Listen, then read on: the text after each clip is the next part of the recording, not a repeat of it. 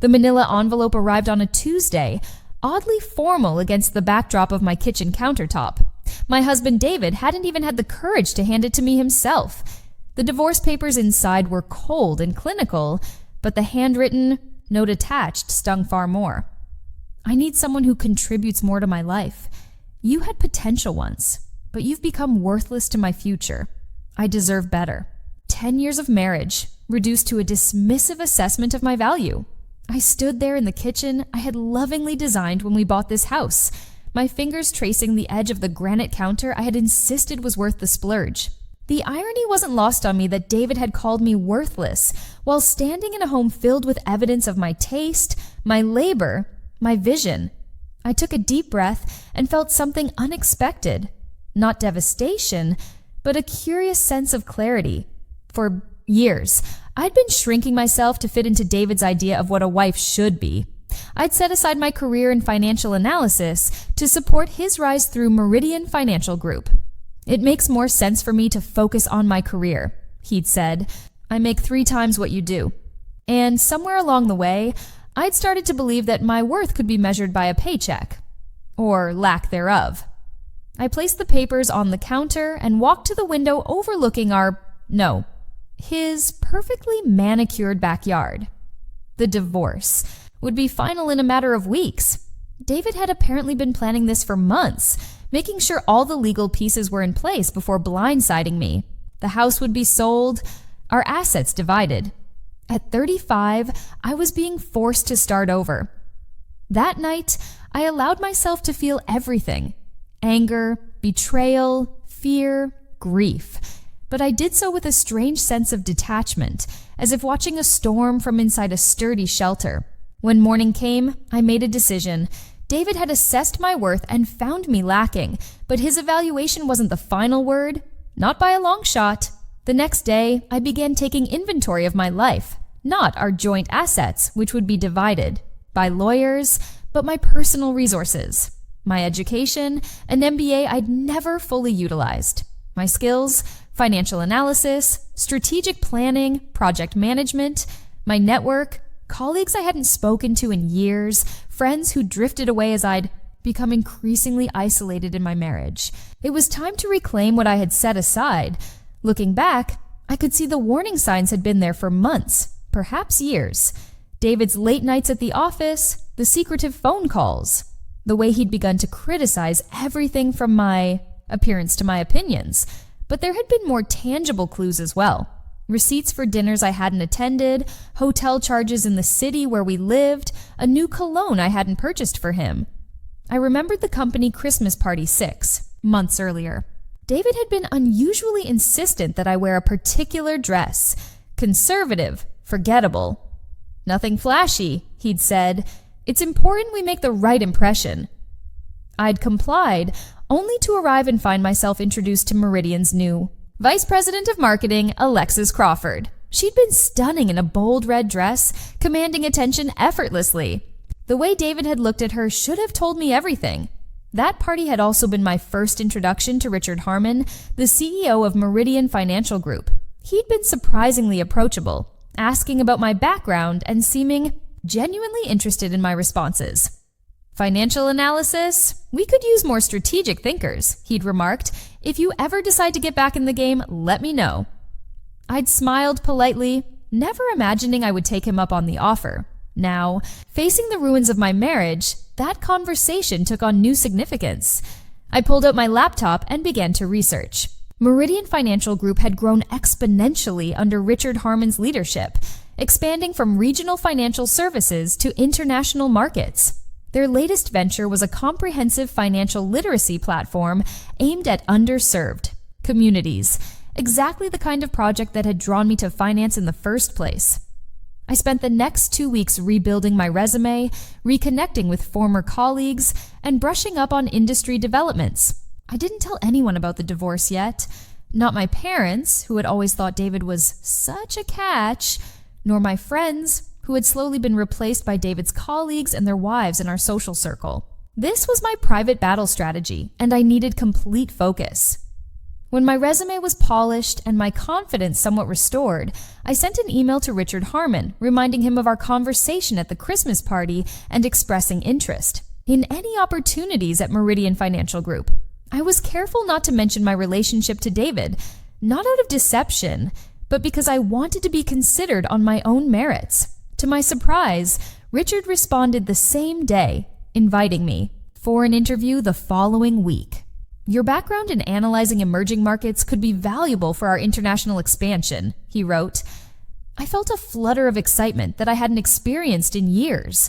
This wasn't about David or the divorce. This was about reclaiming the professional identity I had surrendered. The day of the interview, I chose my outfit carefully, a tailored navy suit that projected confidence without trying too hard. As I entered Meridian's gleaming headquarters, I felt a moment of trepidation. What if I ran into David? What would I say? But as I was escorted to Richard's office, I reminded myself that I had every right to be there. My qualifications were real, my experience valuable. The interview went remarkably well.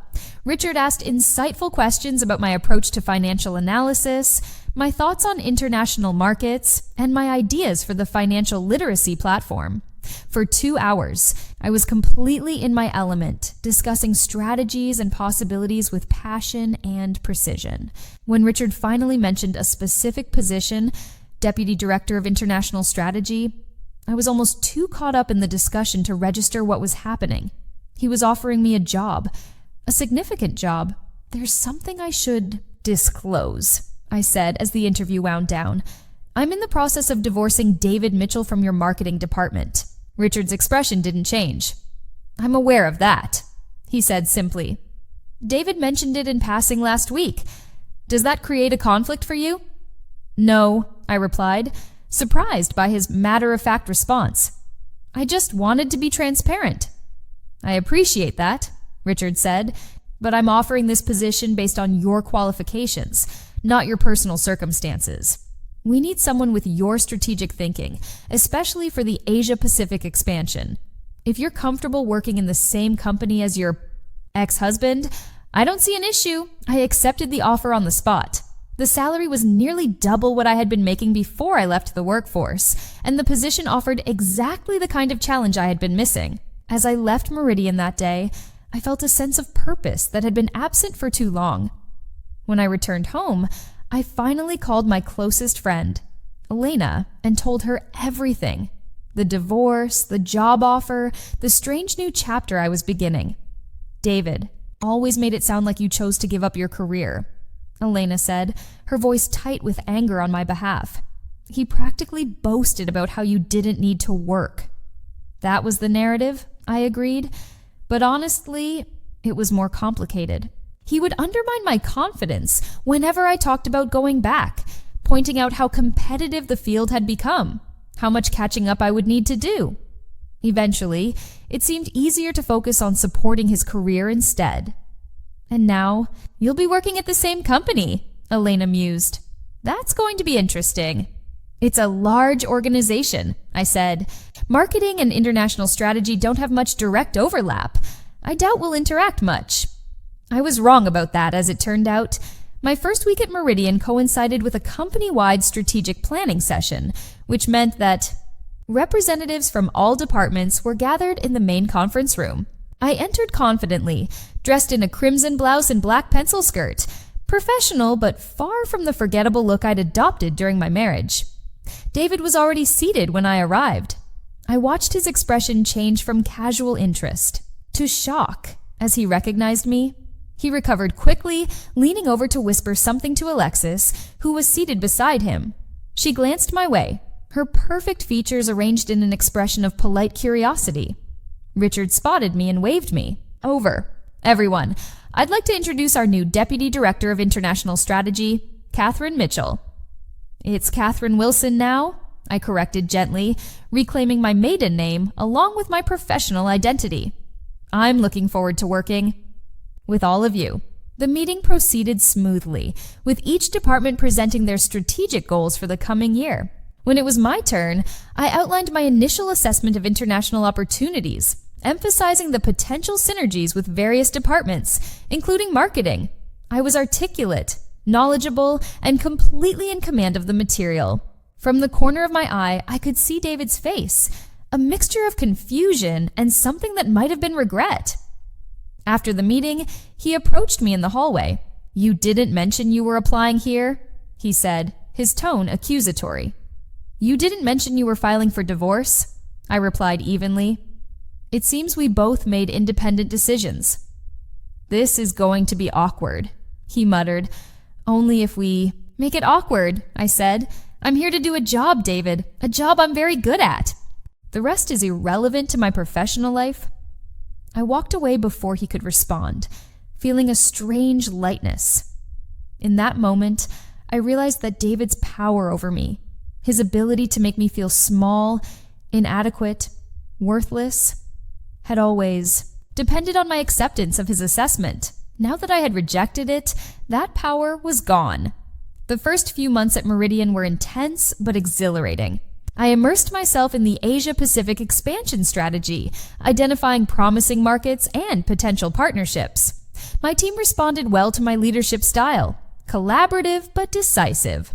Richard became something of a mentor, offering guidance when needed, but giving me the autonomy to implement my vision. It wasn't all smooth sailing, of course.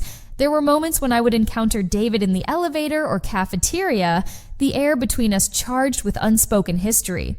There were whispers and curious glances from colleagues who had pieced together our connection. And there was Alexis, who watched me with a mixture of wariness and calculation, clearly uncertain what my presence meant for her relationship with David. But I remained focused on rebuilding my life, piece by careful piece. I found an apartment I loved, smaller than the house, but filled with light and positioned with a view of the city skyline. I reconnected with friends I had neglected during my marriage and made new ones among my colleagues. I started yoga classes and discovered I had a talent for photography, capturing urban landscapes that revealed beauty in unexpected places. 6 months into my new role, I was tasked with presenting our international strategy to the board of directors. The presentation was a success, with several board members specifically commenting on the thoroughness of my analysis and the creativity of my proposed approach. As we were leaving the boardroom, Richard pulled me aside. "The board has approved the establishment of a full international division," he said. "They want you to lead it as executive vice president." I was momentarily speechless. This was a significant promotion, several levels above my current position, and technically above David's in the company hierarchy. "I'm honored," I finally said. "But are you sure it's not too soon?" Richard shook his head. "Catherine, in 6 months, you've accomplished what most executives take years to achieve. You have the strategic vision this company needs right now. The only question is whether you feel ready." I thought about how far I had come since that day in my kitchen, staring at divorce papers that declared me worthless. "I'm ready," I said firmly. News of my promotion spread quickly through Meridian. My team was enthusiastic, having witnessed firsthand my commitment to our projects. Most of my colleagues were supportive, though some questioned the rapid advancement. And then there was David, who stopped by my office the day after the announcement. "Congratulations," he said stiffly. "That's quite an achievement." "Thank you," I replied, keeping my tone professional. He hesitated, then added, "I didn't think you'd go this far." The comment revealed so much about his perspective. His genuine surprise that I could succeed, his continued underestimation of my capabilities. "That was always the difference between us, David," I said quietly. "You focused on what you thought I was. I focused on what I could become." He left without responding, but I noticed a change in his demeanor in the weeks that followed. The smug confidence that had defined him during our marriage seemed diminished. According to office gossip, his relationship with Alexis was showing signs of strain as well. I took no pleasure in his difficulties. My goal had never been to hurt David, only to prove to myself that his assessment of me had been wrong. My new position as executive vice president meant I now attended leadership meetings with Richard and the other top executives, including Alexis, who had recently been promoted to vice president of marketing after her predecessor's retirement. It was during one such meeting that Richard announced his plans for Meridian's most ambitious project, yet a comprehensive financial education initiative that would operate as a separate foundation under the Meridian umbrella. We need someone with both strategic vision and a genuine commitment to financial inclusion, Richard explained. Catherine, I'd like you to head this foundation in addition to your international division responsibilities. It would mean a seat on Meridian's executive committee. I was stunned by the offer. The executive committee consisted of only 5 people who essentially shaped the company's future. It was an extraordinary opportunity and a very public vote of confidence in my abilities. As I left the meeting, Alexis fell into step beside me. "Quite the meteoric rise," she commented, her tone carefully neutral. "I've been fortunate to have opportunities to demonstrate my capabilities," I replied. "David talks about you sometimes," she said suddenly. "He says he didn't appreciate what he had." I stopped walking and faced her directly. "Alexis, whatever is between you and David is your business, and whatever was between David and me is in the past. But I would suggest that anyone who measures a partner's worth by how useful they are to their ambitions might eventually find themselves reevaluating that metric." She looked startled, then thoughtful. "That's insightful," she said, finally, "and possibly relevant." She nodded once, then continued down the hallway alone. A week later, Richard hosted a dinner party at his home to celebrate the official announcement of the Meridian Financial Education Foundation. The guest list included board members, key executives, and potential partners for the foundation. I was surprised when Richard's wife Elizabeth seated me next to her at the dinner table. "Richard speaks very highly of you," she said warmly. "He says you remind him of me when I was building my law practice, determined and uncompromising about quality." "That's quite a compliment," I replied. "I admire how you've balanced a successful career with family life." Richard and Elizabeth had 3 children, all now in college, and their relationship seemed to be one of genuine partnership and respect. Elizabeth smiled. "It hasn't always been easy, but it helps to have a partner who values your ambitions as much as his own." She glanced across the table at Richard, who caught her eye and winked. "Tell me about your vision for the foundation. Richard says it was your financial inclusion framework that inspired the whole project." As I outlined my ideas for making financial education accessible to underserved communities, I became aware of David watching us from further down the table. He was attending as Alexis's +1, his own position not senior enough to warrant an invitation otherwise. I wondered what he was thinking. Seeing me engaged in animated conversation with the CEO's wife, clearly in my element among Meridian's leadership. Later that evening, as guests mingled over coffee and dessert, Richard gathered everyone's attention for a toast. "To Catherine Wilson," he said, raising his glass, "whose vision and leadership will guide Meridian into new territories, both geographic and humanitarian. The International Division and the Foundation are in excellent hands." As applause filled the room, I caught David's eye briefly. His expression was complex, a mixture of regret, surprise, and something that might have been admiration. I acknowledged him with a slight nod before turning my attention back to the conversations around me.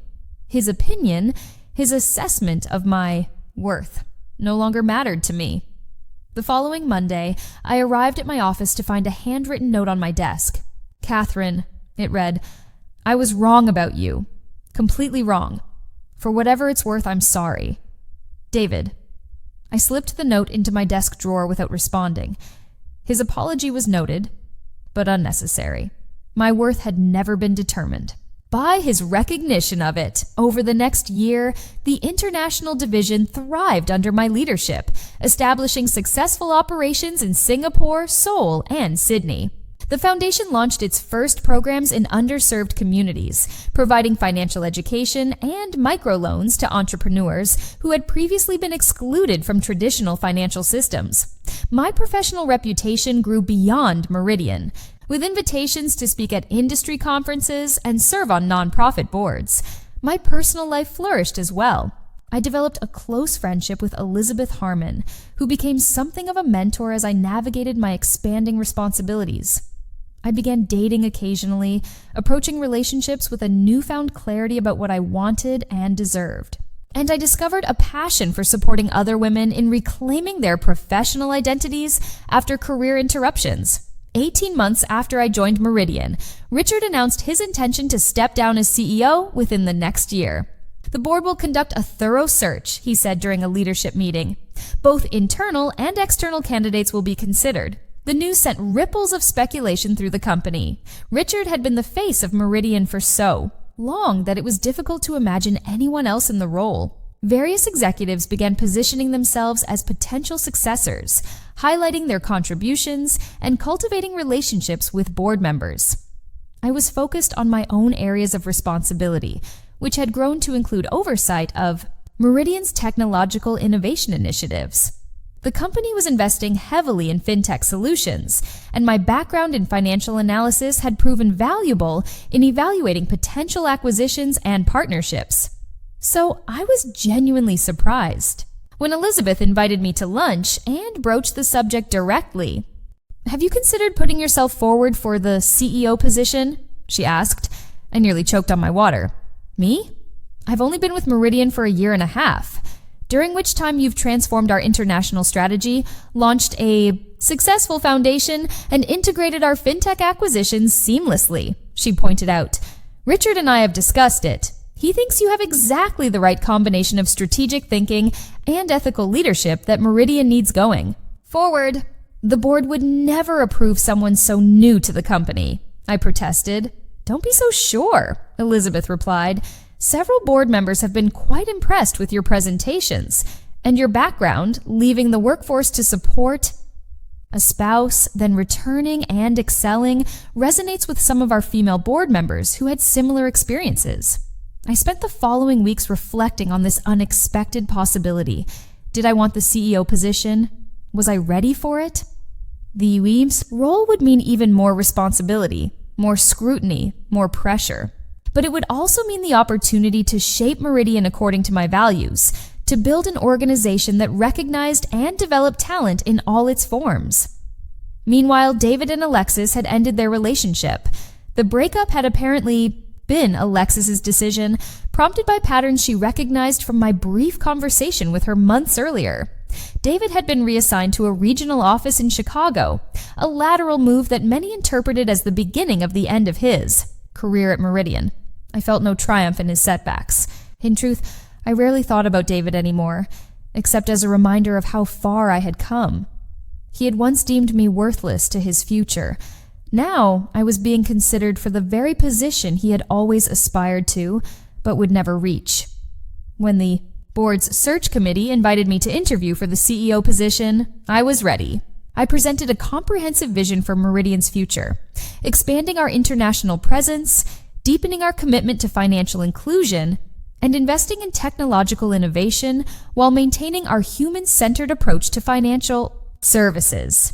The interview process was grueling, with multiple rounds of questioning by board members and senior executives. Throughout it all, I remained authentic, acknowledging areas where I would need to grow while emphasizing the unique perspective I brought to the role. 3 months later, I stood before Meridian's assembled employees as Richard introduced me. As the company's next CEO, the first woman to hold the position in Meridian's 40-year history. As applause filled the auditorium, I caught sight of my parents in the audience, my mother wiping away tears of pride. My friends were there too, Elena giving me a thumbs up from her seat. Meridian's strength has always been its ability to recognize potential in markets, in communities, and in people. I began my acceptance speech. As your CEO, I pledge to continue that tradition, to see value where others might miss it, and to build a company where everyone has the opportunity to discover and develop their unique contributions. The irony wasn't lost on me that my journey to this moment had begun with being told I was worthless. That cruel assessment had ultimately served as the catalyst for rediscovering my own value, not as someone's wife or support system, but as a leader in my own right. 2 years into my tenure as CEO, Meridian was thriving. Our international expansion had exceeded projections. Our foundation was making meaningful impact in underserved communities, and our corporate culture had evolved to become more inclusive and supportive of all employees' professional development. Had lunch with Richard and Elizabeth regularly, grateful for their continued mentorship and friendship. During one such lunch, Elizabeth mentioned that she had run into David at an industry conference. "He asked about you," she said. "Asked if you were happy." I smiled, realizing I hadn't thought about David in months. "What did you tell him?" "I told him you were exactly where you were meant to be," Elizabeth replied, "and that some people spend their entire lives never recognizing the treasure right in front of them." Later that afternoon, as I stood by the window of my office overlooking the city, I reflected on the journey that had brought me here. The divorce papers declaring me worthless had been the beginning, not the end. They had forced me to reassess everything, to rediscover my professional identity, to rebuild my sense of self, to reclaim my power to define my own worth. The woman who had stood in her kitchen that day, reading her husband's dismissive evaluation, could never have imagined becoming CEO of the very company where he had once seemed so important. Not because she lacked ability, but because she had temporarily lost sight of her own value. That was the lesson I carried with me now. The wisdom I tried to share with the women in Meridian's mentoring program and the young professionals I spoke to at universities. Your worth is not determined by another person's ability or willingness to see it. And sometimes, the greatest gift someone can give you is underestimating what you're capable of becoming. As if to underscore that thought, my assistant knocked and entered with the daily correspondence. "This came for you," she said, handing me an envelope with familiar handwriting. Inside was a newspaper clipping about Meridian's recent expansion into European markets, with my photo accompanying the article. A note was scrawled in the margin. "I was wrong about you being worthless. You were always priceless. I just couldn't see it. Congratulations on all your success." David, I placed the clipping in my desk drawer alongside that first note he had, written years ago. Then I turned back to my work, to the company I was building, the people I was leading, and the future I was creating on my own terms. That evening, as I left the office, Elizabeth texted to remind me about dinner at their home the following weekend. "Richard's brother is in town," she wrote. "He's the investment banker I mentioned. Smart, kind, divorced. No pressure, just thought you might enjoy the conversation." I smiled as I typed my reply. Looking forward to it. I was open to new possibilities. Now, in my career, in my personal life, in every aspect of my future. The woman who had once been told she was worthless now recognized her true value. And that knowledge was worth everything.